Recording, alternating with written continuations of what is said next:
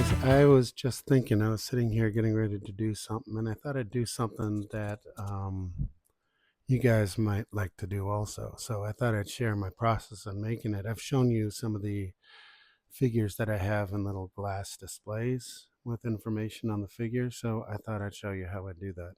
And sorry for my hair and everything. Uh, you know, being sick the last week, I'm just now feeling better, so thought I'd do this today. All right, so this is what I'm dealing with here. This is a little glass jar. It cost me €3 or about $3.60. Got this at like kind of like a dollar store. I made sure I got the one with the bamboo lids. They have one with cork lids, but I don't use the cork lids because when you drill into it and put the pegs in for the figures, the cork is loose, and I prefer using the bamboo ones, which creates a better base for everything. So yeah, and these all have the removable lids. It's made to like hold rice or noodles, whatever. I don't know what it is. So I bought two. And what I did is I had from the same store, I got some of this foam stuff here, and there's like a whole pack for $1 as well, which you can see it's foam. It's not too thick at all. And what I did is I cut it in half, glued it onto each disc cover, so that the inside now has this black base, as you can see here on this one. So the black base is inside. The good thing about the foam is that once it's dry, you can just kind of go around with a razor and cut it off. So I just need to kind of clean up some of the edges, but just cut it off while it's drying, when it's close to being done, so that it's already cut to shape and everything else. You'll also need some of these BBQ skewers that you can get. I don't know where you can get them, but we can get them just about anywhere. It's like a pack of 100 for like 50, euro or something. But as you can see, the pegs fit perfectly into the peg holes on the feet. So yeah, and that's going to be the standing portion of it. So I have these two figures. I got two actually quite collectibles. This is the CPG 1979 tri-card Boba Fett. These things are actually quite sought after. Got this at a flea market for $1.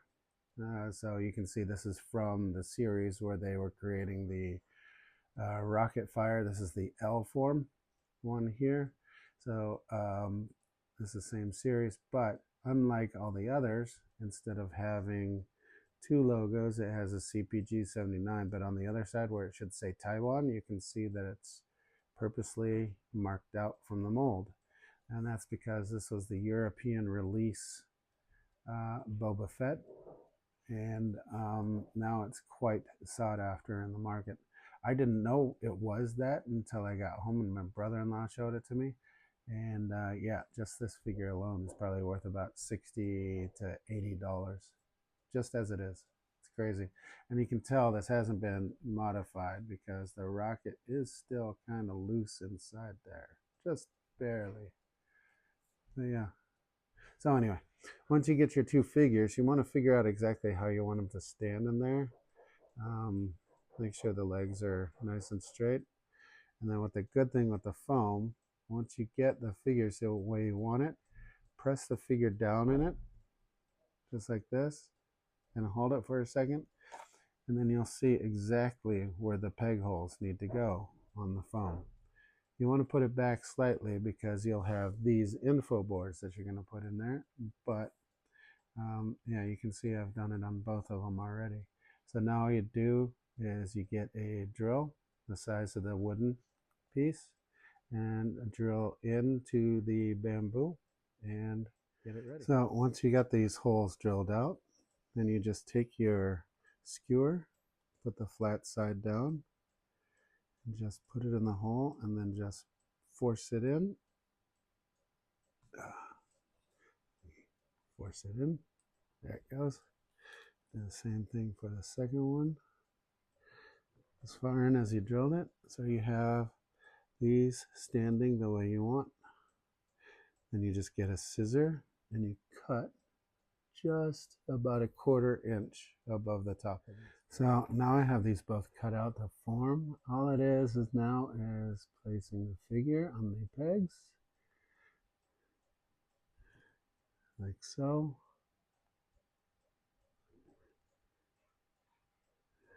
And there you have your figure standing. So you just double check that it fits perfectly in the glass. It's not too far forward and not too far back with both of them. And there you go. Now, the last part, I have created a file on my computer where I have my displays for my displays. So every one of them will have the same. So all these I can change. Like this one is the Boba Fett that I have now. The Boba Fett Tri-Logo Rare, no COO, which means it does not have the country of origin and when it was released. I have other ones I've done before. These ones are some old ones that I've got. And then here's the Luke Skywalker. If you want, I can send you these files. All you have to do is just print it out and then cut them. And then you just glue it straight onto the foam right at the front of each one of them. And that's pretty much your display done. As far as glue goes, I use what's called an all-purpose glue. It's kind of a rubber-based glue. It's a little stronger than like an Elmer's glue. So all I do is I just put a small amount on the back of this and then line it up to where I want it to fit in place so that it lines up, and then I leave it uncovered for at least a day to make sure there's no fumes or anything that'll be trapped inside the glass. And then so once they're glued in place, it kind of looks like this. So right at the foot of the character, you have the information regarding each one of the figures, and clean up all the glue stuff from the lid, place it on top, and then bob to your uncle. That's it. That's how easy it is. So I think the best thing about this, you're not doing any damage to the figure itself. So you can take it out at any point and view it, hold it in your hands. But it also puts it in a case that keeps it dust free and gives a little bit of information. Creates a little bit more of a better aesthetic. If you ask me, you can see it from the top. You can see it from the front, side, everything. So yeah. Hope you guys like that.